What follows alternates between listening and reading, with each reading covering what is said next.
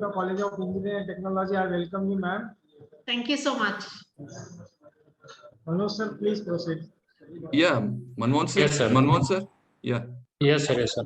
Good afternoon, everyone, and welcome to the webinar on building blocks of innovation and entrepreneurship, organizing by the Institute Innovation Cell IIC of Routray College of Engineering and Technology, Bhilai. So before starting this webinar, it's our privilege to introduce today's speaker, Ms. Surekha Routray, ma'am. Ms. Surekha Routray is Head of Social Incubation and CSR at KIIT-TBI Bhubaneswar. She has 14 plus years of experience in various sectors like banking, academics, etc. She has completed MS in Risk and Insurance with specialization in life insurance from ICFI University. She has been awarded the title of Certified Risk and Insurance Manager, CRIM, from ICFI itself. She is also a certified associate and licentiate from Insurance Institute of India in life insurance. At present, Madam is Head of Social Incubation and CSR KIIT Bhubaneswar. She has got vast experience in the field of social entrepreneurship and incubation. So we are fortunate to have Madam with us. So with this brief introduction, I welcome Madam. Please, ma'am. Thank you so much, sir. Thank you for the wonderful introduction. Very kind of you. It is always a pleasure to interact with students who want to do something different, who want to build our economy and ecosystem. If I can have a brief about the kind of students that are there, it would be easier for me to give relevant examples. Madam, it will be a mixed one. Okay. Actually, engineering, pharmacy, and maybe some from management also. Oh, wonderful, wonderful. It's always exciting to have a mixed crowd. Can I do a screen share? Yeah, sure. Screen share, right? Is my screen visible? Yes, ma'am. Okay, I'll make it full screen.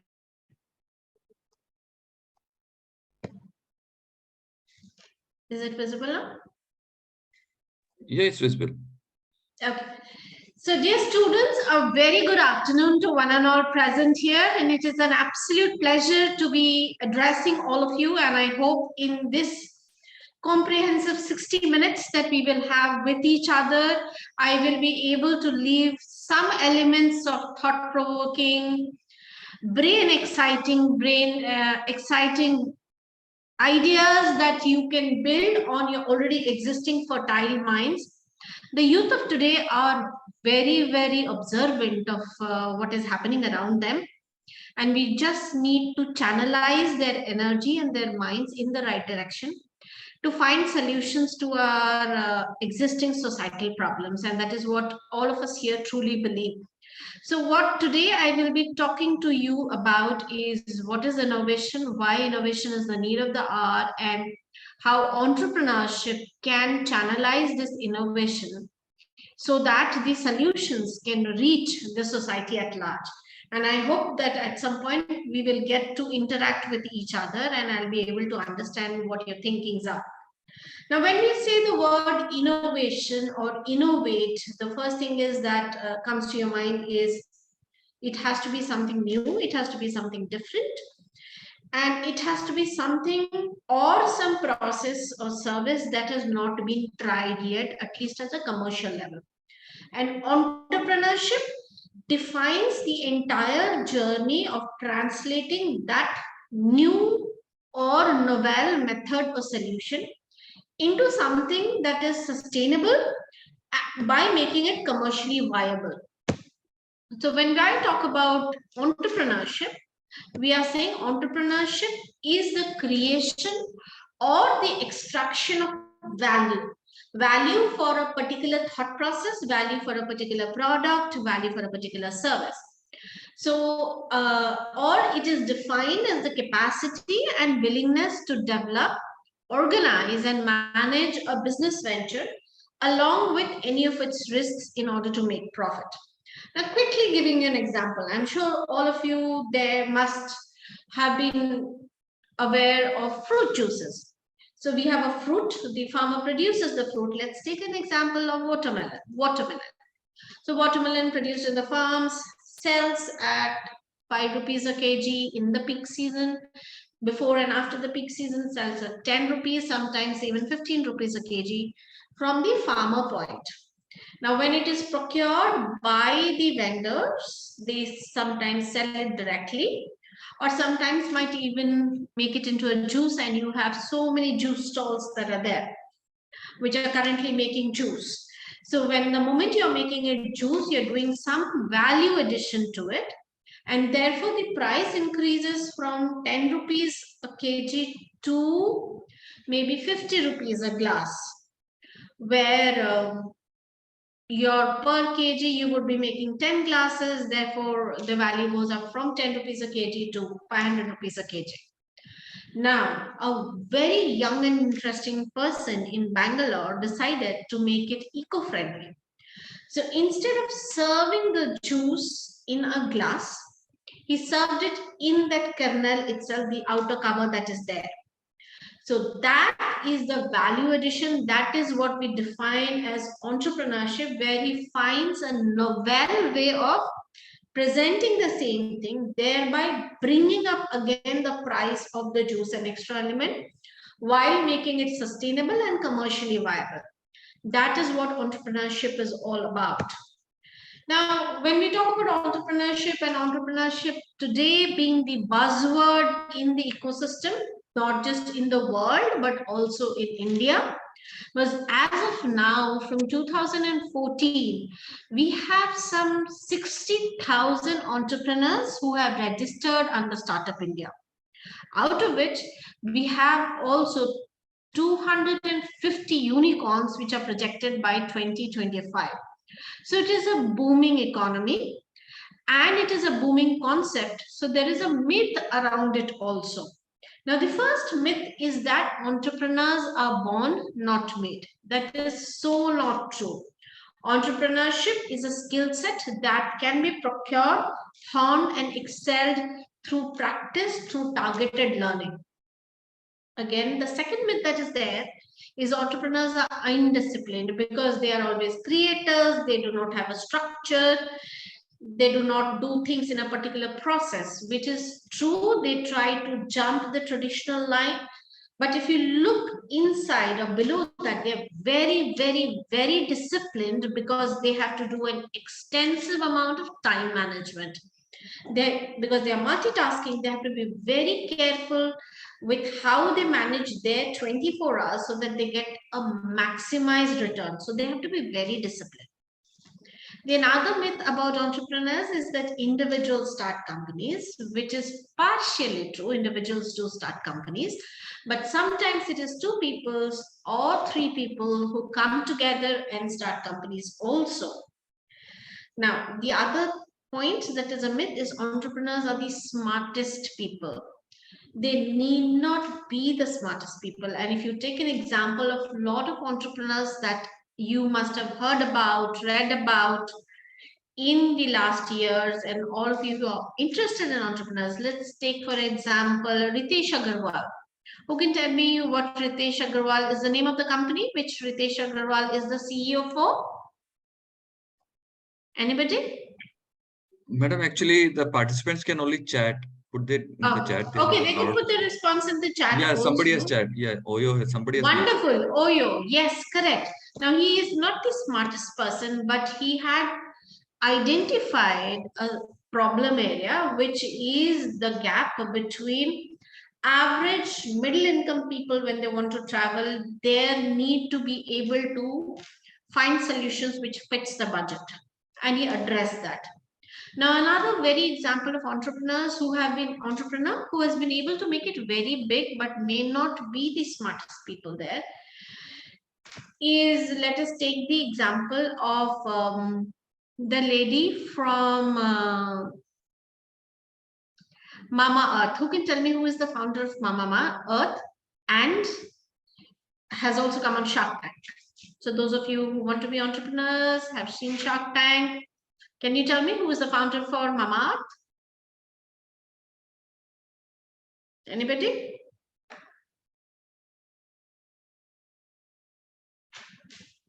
Yes? Come on, I'm waiting for the response. Who is the founder from Mama Earth? Very good, Gazalaga. So she may not be the smartest in everything, but there is one particular skill set that she has, and she builds a team around her who can support her in all the other activities. Another thing is all leaders are charismatic, not necessarily so. Charisma can be developed over a period of time. It is not something that you're born with. And once you're successful, the charisma always comes. Another example for that is if you look at Jack Ma, who is not exactly the best example of charisma, but a very successful entrepreneur in himself. So that entire feeling or thought that entrepreneurs are an elite class, you have to be born as an entrepreneur, you have to be very undisciplined, or you can be very undisciplined if you are an entrepreneur, is not true. These people are very structured, very disciplined.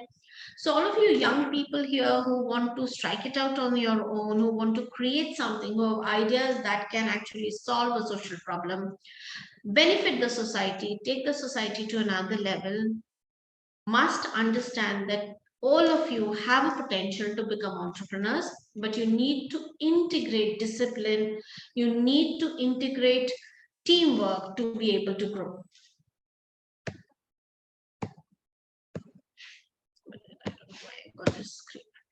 Yes, so if those were what entrepreneurs are not, the next thing we need to understand is what exactly are the skill sets of an entrepreneur. How do you know whether you have the elements of entrepreneurship in you or not? Number one, most important, risk-taking ability. Because you would be getting into uncharted waters, something that nobody has done before. So there is no track record of whether whatever you are thinking will be successful or will not be successful. It is your vision that is there. It is your planned vision, planned risk taking that is there, that there is a potential for this product that it may become the game changer of tomorrow. So whenever you are thinking or an entrepreneur is thinking, that person has to have the ability to take risk. The second is good decision-making abilities, because your decision or an entrepreneur's decision can make or break an organization. So very balanced decision-making ability is needed. The next is information seeker. As an entrepreneur, one always has to be looking for information, soaking up information, trying to learn from everywhere, see what the industry is doing now, see how the industry is evolving, where it is projected to go, what would be the next generation. Now, if we look at the organizations or the trends right now, we will see a lot of digitization coming in. Almost all enterprises today are talking about machine learning. Almost all enterprises today are talking about artificial intelligence. Another very important sector, excuse me, where there's a lot of revolution happening is in the agriculture sector. Starting from pesticide dispersal to fertilizer dispersal to smart crops to increasing the yield to soil management, soil detection. There is this whole array of changes, whole array of innovations that is happening. And agriculture is suddenly become one of the most sought after sectors. But one has to be very sure about what is going on, where the industry is going, what are the regulatory changes that are happening, and how they can leverage that for the benefit of the organization. The next is need for achievement. Entrepreneur has to be very self-driven and wanting to achieve higher and higher targets. If you're not self-driven, you cannot be an entrepreneur, because there's nobody, absolutely nobody, who's going to push you. There is this desire for independence or autonomy, wanting to be able to take decisions yourself and the responsibility for decisions. That is why you will see a stark difference between people who are job seekers and people who are job givers. Now, when you are a job giver, you have the flexibility of deciding what to do and what not to do. But as in Spider-Man's very interesting and known quote, with great power comes great responsibility. So the desire for independence and autonomy is blended into the risk-taking ability and the desire for responsibility. Because the moment you're taking a decision, you have to take the responsibility for the outcome of those decisions. That is very important. While job seekers take decisions related to only a certain section, while the overall organizational decisions are taken by somebody else. Now, let's say a startup would be a firm with anywhere between 1, 2 to 20, 25 people. And the core team or the entrepreneur or the founder or co-founder would have to take decisions regarding what will be the marketing strategy, what will be the financial strategy, how much fund to raise, what would be the salaries, how many people to hire, what are the timelines when you go to the market, an entire gamut of decisions, almost 360 degree. So there you need to make very good decisions and you have to have the drive to make independent decisions. Otherwise, if you get into the mode of like, why should I decide everything? Then you can't be an entrepreneur. And you have to be very optimistic and future oriented, because the journey of an entrepreneur is a very lonely journey and is a very rough journey, but excitement filled journey. So one has to be very, very optimistic and future oriented, because the profits may not always happen now, but might be sometime in the future. And you would have seen a lot of companies which did not do well in the beginning, but over a period of time have evolved to become one of the game changers of the national as well as the global ecosystem. Most importantly, entrepreneurs have to have the organizing capacity.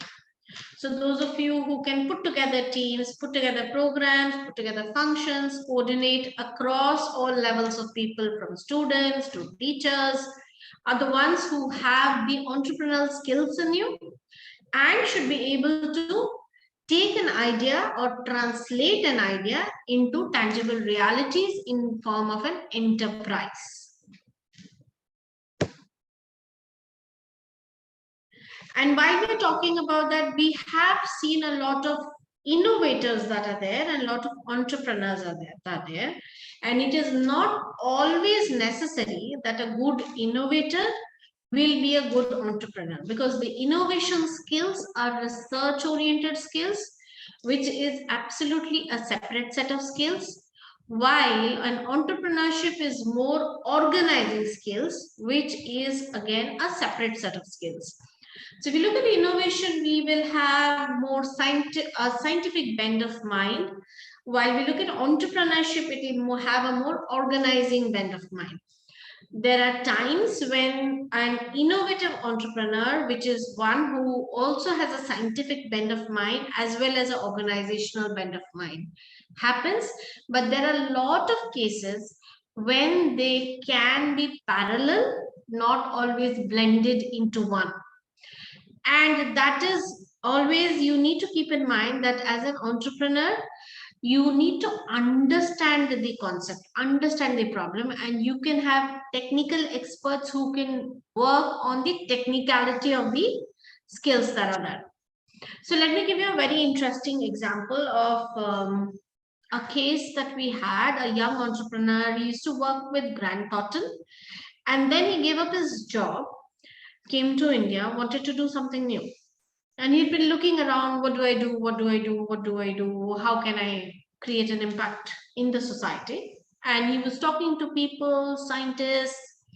And while he was doing so, he came across a very interesting innovation, which was residing in one of our academic institutions, where you could detect certain blood related disorders by a non-invasive method, which means like without taking a drop of blood, I could detect certain ailments. Let's say, for example, one of them was my bilirubin. I could figure out what the bilirubin was, and that device could figure out what the creatinine was. And this person said, oh, this looks interesting, and this has a great market. Because he went home, did a secondary research, studied everything, and found out how many tests are done for bilirubin, how many tests are done for creatinine, what is the pricing on those tests. And all of them previously used to be a blood draw test.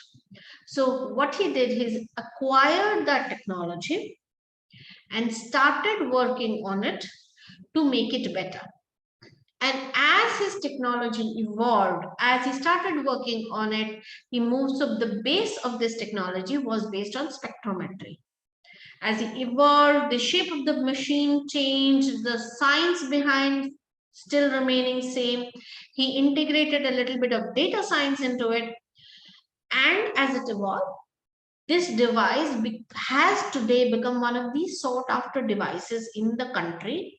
And it is able to detect 5 core elements, which is your blood sugar level, your bilirubin level, your creatinine level, as well as your oxygen saturation, without taking a drop of blood. And the test can be done at a price at as low as 10 rupees per test.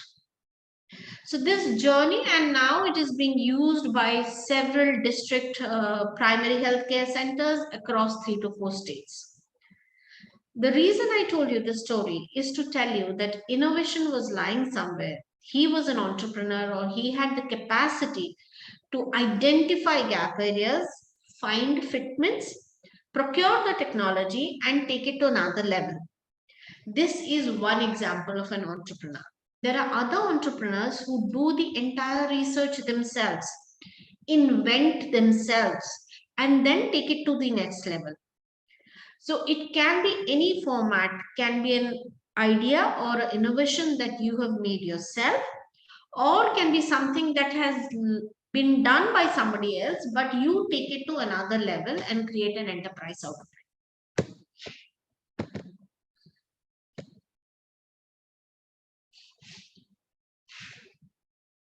Just give me a minute here. I don't know why my screen has gone into a freeze.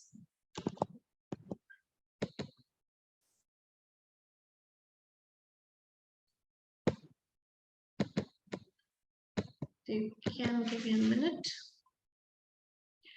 So while we are talking about the characteristics of the entrepreneurs, what I would like all of you to type in for me as we talk here is, tell me the name right off your head of 5 leading startups that have come to limelight in the last 3 years.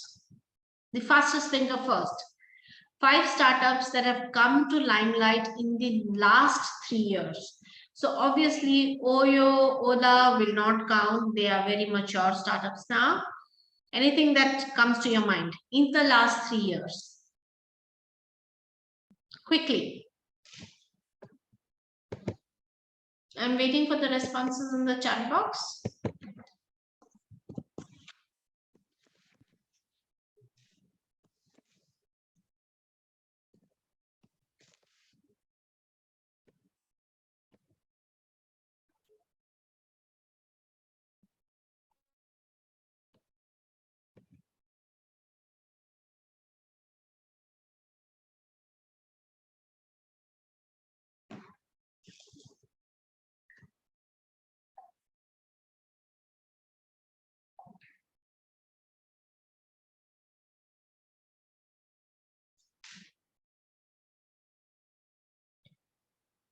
Sir, there is a technical glitch here. I don't know why my application is not responding. Can I just log off and log in back again? Madam, once you can stop the screen share, And Yeah, again to the so screen share. It may yes, come back. that's what I was thinking, but it's completely looping. Let me see. Let me just give it a minute because it's not, my mouse is also not enabling me to stop this screen share.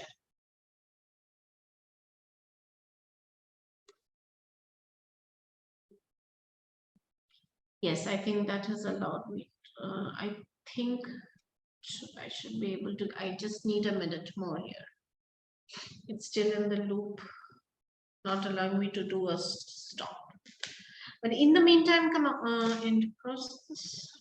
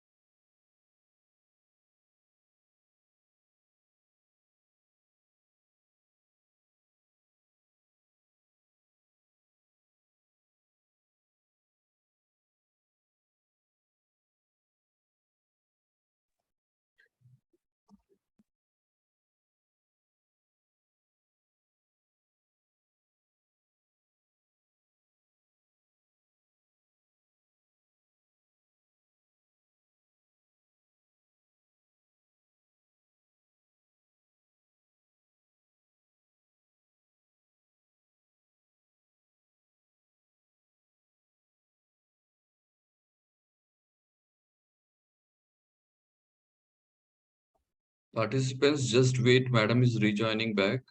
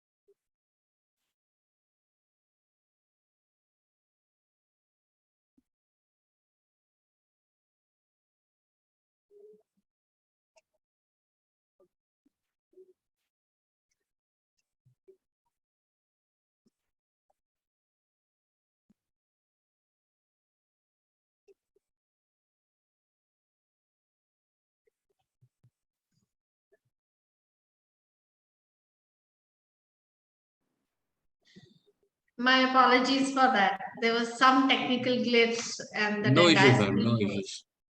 I'll just step back.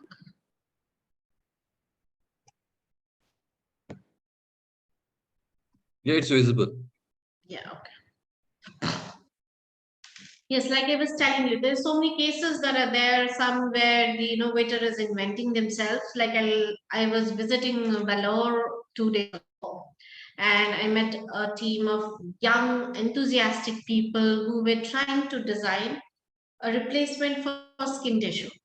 Now, the reason, with any dermatological product, you need to do a lot of clinical trials, and getting ethical clearances for the clinical trials is a long run process, and a lot of them, there is a life risk if you're trying out very harsh products. So, to avoid that, they were designing something that can be synthesized and would give equal reactions as if applying on a skin tissue. So, that is when an innovator is also becoming an entrepreneur. And when I gave you an excellent example of how an individual who is not the innovator of the idea can take up an idea and translate it into a beautiful enterprise by itself.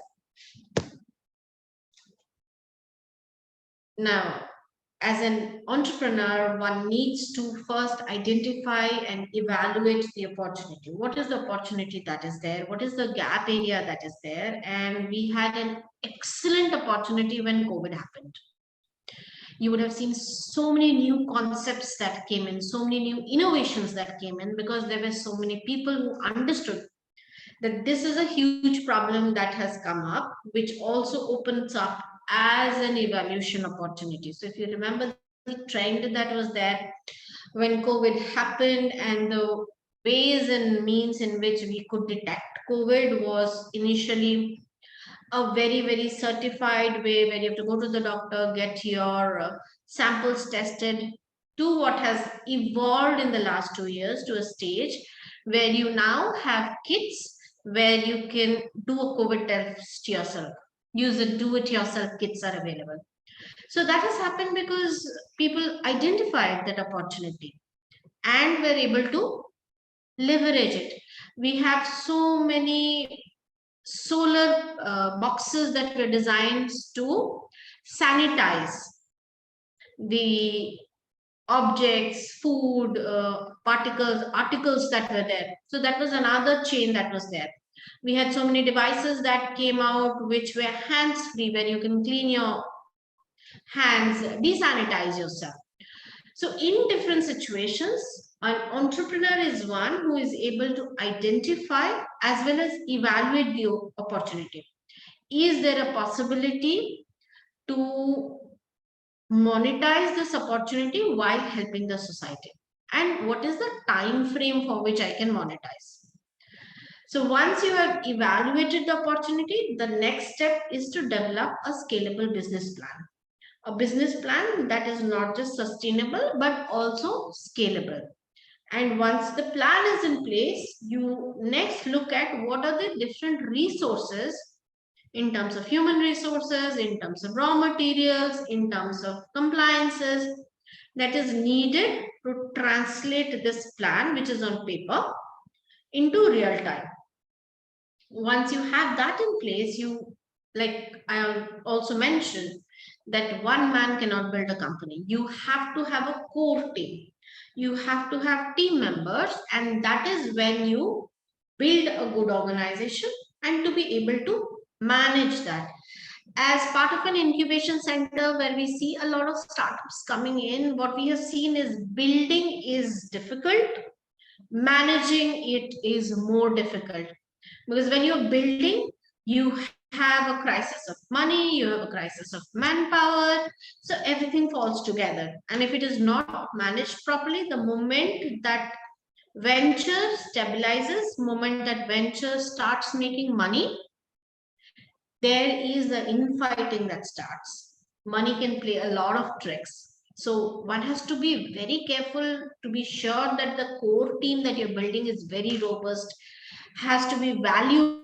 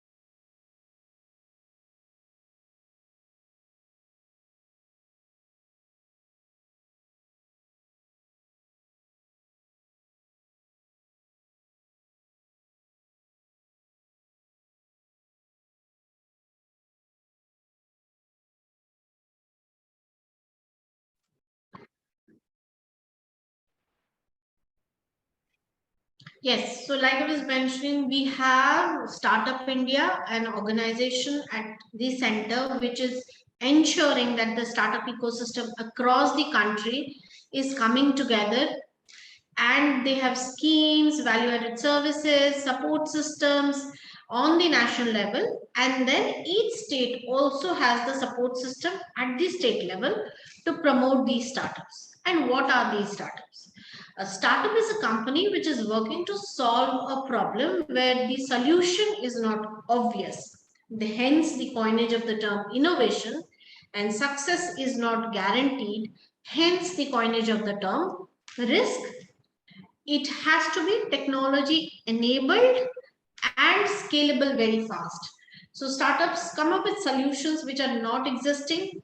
Some element of technology is there, otherwise it will not be scalable. But the beauty about startup is that it is scalable very fast, which means the speed at which a startup can grow is very fast. And that is why one of the leading areas where people are now investing in after fixed deposit mutual funds is in the startups, because there is this high potential, high possibility that your money will grow multifold if you're investing in a startup that is successful. And at KIIT-TBI, we have invested in more than 200 startups, and some of them have really given very high returns.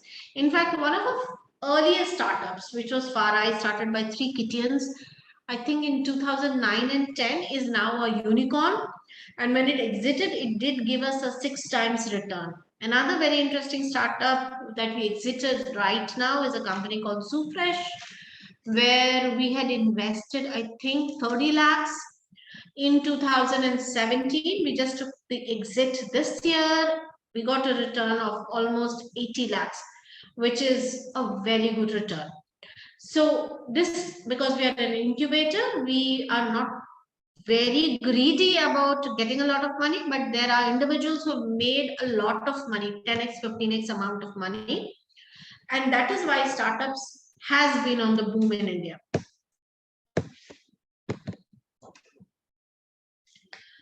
So as we say, when I think about startup, the first thing that comes to the mind is growth and exponential growth.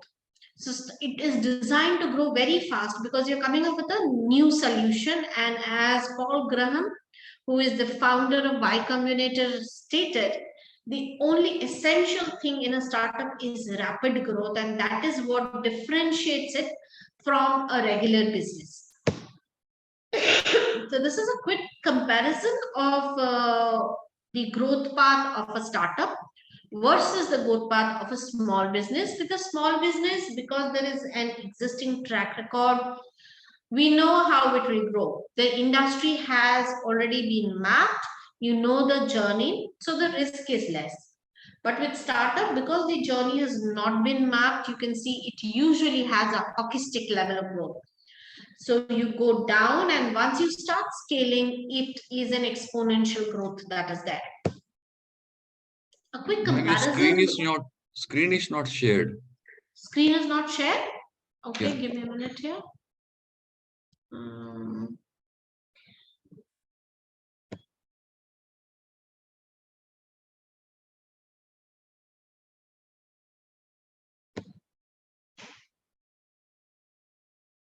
Is it visible, it's visible now? Yeah, thank you. Full screen. Just go back a slide. Yes. So did you see the slide? The difference between the small business and the startup curve? Now it's okay. Now it's okay. Okay. So like I spoke about, this is the differential growth curve that is there between a small business and a startup journey. And quickly covering the main elements of difference between a startup and a small business so you understand what we are talking about is when we look at the growth perspective, as I already mentioned, with a startup, it has a hockey stick curve, while with small business, it has a linear curve. In terms of market, the market is more defined for a small business, like because it has been mapped. But with the startup, it is not defined and it can evolve over time. There are a lot of products that initially you think will fit into a particular market, but later it fits into a separate market. I'll give you another very interesting example. We had an entrepreneur, or rather we have an entrepreneur who was making herbal toothbrushes from existing neem, babool and currant sticks. Now all of the faculties here would at some point have use neem sticks or babool sticks for brushing their teeth. I'm not very sure whether the younger generation has, but it has become a fashion now, and I see in the malls also the bigger brands are coming with neem enriched toothbrushes. So when he initially designed this toothbrush, and there was the innovation was he was able to do the bristling without losing the juice. He thought that the first market would be the consumers in the local ecosystem to place this product right next to the toothbrush as an alternative to not using plastic. And the pickup was very slow. Interestingly, the market that popped up relevantly was the hotel industry. Surprising, isn't it? Because the hotel industry started picking up his product because they found it cost effective. Now, any decent 3-star hotel and above gives you a kit, a dental kit, which has a toothbrush, a toothpaste. Now, the cheapest of brushes cost 7 to 10 rupees. And even if a person is staying for a day, you have to provide them with that. Now, these herbal toothbrushes cost only 2 rupees. So the price reduction for them was humongous. And with the changing trend and people wanting to be more bio-friendly, environment-friendly, it picked up wonderfully. So the initial market was different. Now the market became different. So with startups, markets evolve. In small businesses, it is more or less proven and there is a stable environment that is there. In terms of scale, with startups, you start small, but there is a potential to increase the scale very rapidly. But with smaller businesses, you know how big your market is. It's predefined. You cannot break that market. Innovation obviously is higher with startups. In terms of funding, you raise fundings either from venture capital or angel investors because you do not have the 3-year balance sheet to go to a bank. Even though banks today have become a little open-minded, there are a couple of schemes that are there which are aligned to startups. You have the Mudra loan, you have the CGTMS loan, but it is a lot of paperwork. There are also several grants that are given by the state and central government to support startups now. You would know several grants that are there. If not, later I could share the list of grants that all young people who have an idea can apply for to take their idea to the next level. Again, with incentives for people who are involved with startups is you have stock options, capital options, IPOs, that the entire gamut for growing. And in small business, you have the revenues. Market, again, the market definitely is bigger with the startup. A startup journey, like I mentioned, is very rough, and this is the graph that they follow, which starts when you are looking at the problem solution fit, which is the ideation stage. And in the startup ecosystem and in the incubator ecosystem, we call it as the pre-incubation stage. That is, you try to find what is a problem that can be commercially viable, that needs a solution, and how do I find that solution? So first you identify the problem. Then you find different solutions and then you try to see which is the best solution that is also commercially viable, and you're very excited. Oh, I found a solution. Oh, I found a solution. And you start working on building a prototype, and then you check whether the prototype is actually, or the product is actually accepted by the market. And you have to be open to evolving. So after the enthusiasm, you have your first setbacks, first customer feedbacks, understanding whether whatever has been done, the product that you have designed is accepted by the market or not. And sometimes it is, sometimes it is not. Some people get lucky, the product gets accepted in the first go. Sometimes you have to evolve. And that is when you hit your sorrow. When you're validating, you have cash crisis, you have a difficult response, you try to integrate all of that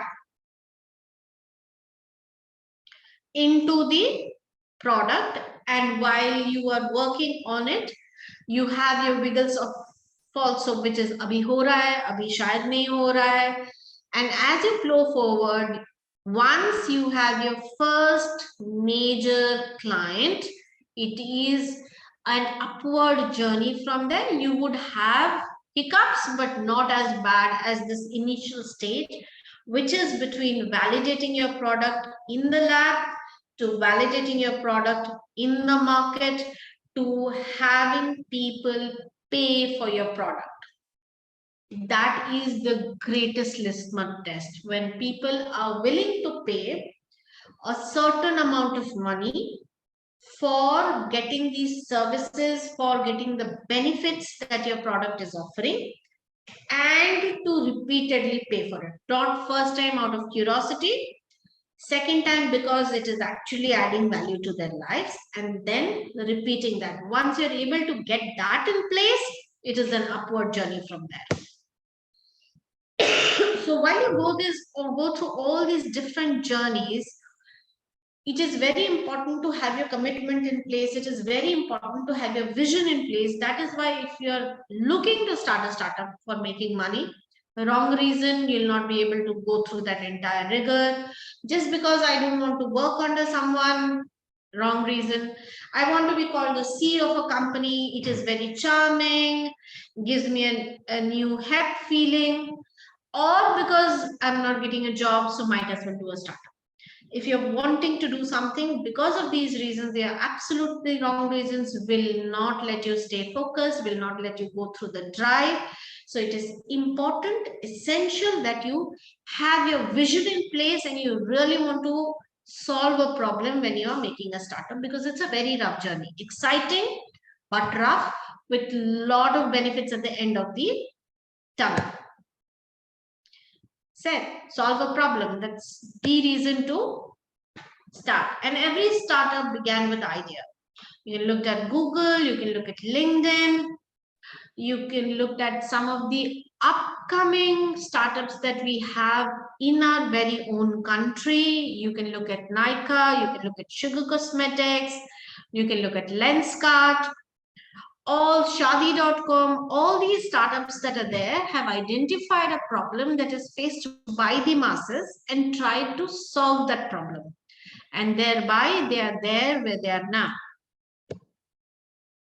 Now, like I said here, it starts with an idea. And how do I know what is a good business idea? How do I find out whether the idea that I have can have a commercial value or not? Now, for that, you need to understand the scale of the problem. Focus on the problem. How big is the problem? How many people are actually suffering from that? And how badly are they suffering? Can they find a solution? If I find a solution, that they will be willing to pay for it.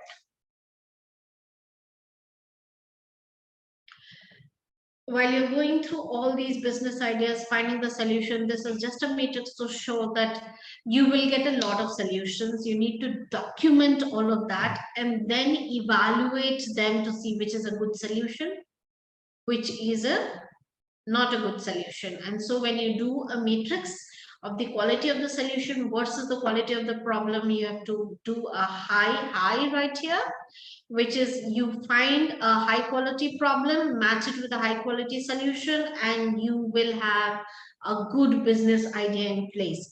So all of you here are here from various backgrounds. If you have solutions, like I said, agriculture is one big sector. Climate is again one very big sector where you can find solutions. And if you have any solutions you want us to help you refine, happy to do that for all of you here. Again, another waste to value is another big pain area that is there. Like plastic is another pain area that is there. You could look at alternatives for plastic, big problem. Climate resilient agriculture, big problem that is there. Find solution, look around you, look around, find the problem that is hurting enough number of people, and they're looking for a solution and they're willing to pay for that solution. That is most important. And as you work on those solutions, it is important to identify problems where the solution is in your expertise area. Why so? I mean, you can pick any problem area that you want.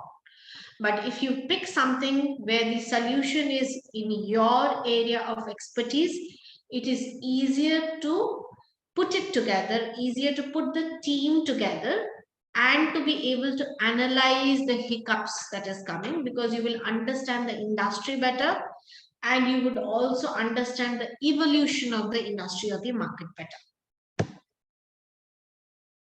Like I said, when we're looking at ideas, if I'm any idea that I'm able to translate into a solution and find a commercial viability to it, is a good idea. There's no such thing as a good idea or a bad idea. Any idea that is solving a problem and can be commercially viable is a wonderful idea. Who thought WhatsApp would be such a hit? Who thought Snapchat would be such a hit? Spotify, when the entire concept of Spotify was coming in. Now, all of you heard about Spotify? Can I have a yes or a no on the chat box?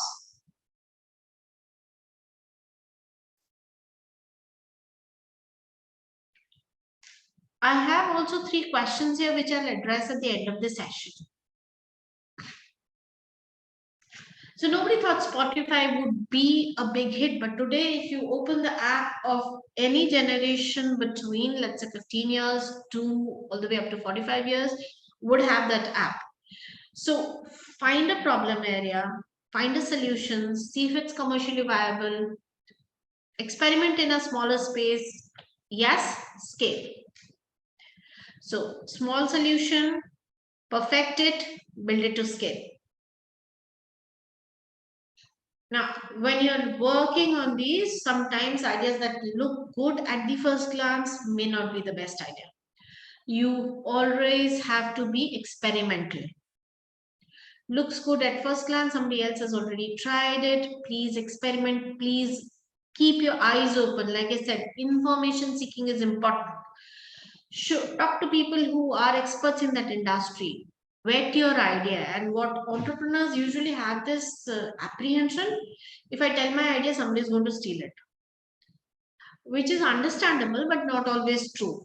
Ideas are dying to a dozen. It is translating that idea into a product which is very difficult. So bounce it with responsible people to see whether your idea can actually be translatable into something that people can use. Don't go for some problems that are very small in nature, because a very small market will not be able to sustain your enterprise. Fine, like I said, find out the scale of the problem. How big is the problem? And don't build something which nobody is willing to buy. So a perfect product with no buyers is the worst thing that can happen. So build a product that people want to spend money on. Some startup lingos that as an entrepreneur you would come across. One is MVP, also known as a minimal viable product, which is your base product with no bells and whistles, just your base product, where you can get the initial feedback on the value that your product will add in the people's life. Another terminology is the incubator. This is the place which is a one-stop solution to take your idea to the enterprise level, where you can get lab support, where you can get mentor support, where you can get market support, also grooming on how to become a better leader. Accelerators or short-term programs that usually range from 3 to 6 months, help in taking an enterprise from point A to point B. This is usually run for enterprises which already have a prototype ready and are looking to scale into the market. So when you're looking at product validation, market validation, that's when the accelerator point is at. And with that, another term, couple of terms is the traction, which is the response of the market to your product. Term sheet, very interesting, a lot of you must have heard, is the agreement between the investor and the founder that certain amount of money will be given to you to build your business further. And the sweetest term of all is the seed round, is the first round of funding, in private funding that you raise to take your venture to the next level. That brings me to the end of my presentation, and I will quickly, I saw 3 questions in the chat. The first question was from Harshit Choksi, which says, ma'am, how a student living in a tier 3 could arrange finances? So Harshit, you could get associated with any of the incubators. We have more than 350 incubators in our country right now, and they could help you arrange for finances depending on at what stage your idea or enterprise is at. What is the difference? And I have a question from Shantanu, which says that what is the difference between an incubator and an investor? Now, an incubator provides you a 360-degree holistic support. Sometimes, based on the program that you are affiliated with, you don't have to pay an incubator anything. Sometimes there is a minimal fee to it, while an investor will only give you money on exchange of certain percentage of your shares. I hope that clears your question, Shantanu. Just please, can you share the presentation? Yes, I will do that at the end of the presentation. And sir, if it's okay with you, maybe we can have a couple of questions from these students if they have any. Students, if you have any doubts, you can put in the Q&A session.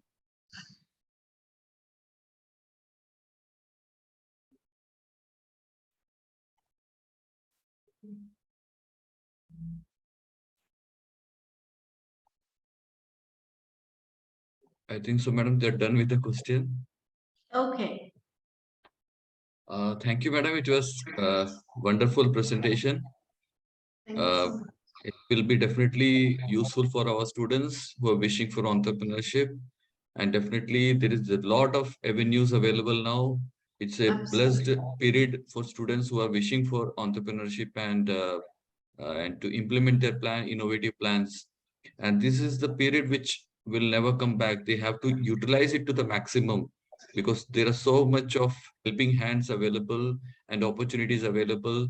So it's a wish to all the students, listen to what, follow what madam has said, and utilize it to the maximum so that it will be beneficial for your life, and you will create a new venture in the coming days, and you will be the unicorn in the coming days, and we will be discussing about you one day.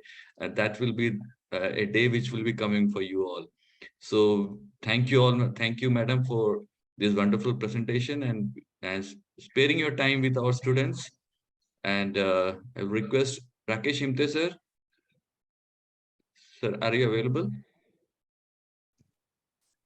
Himte sir.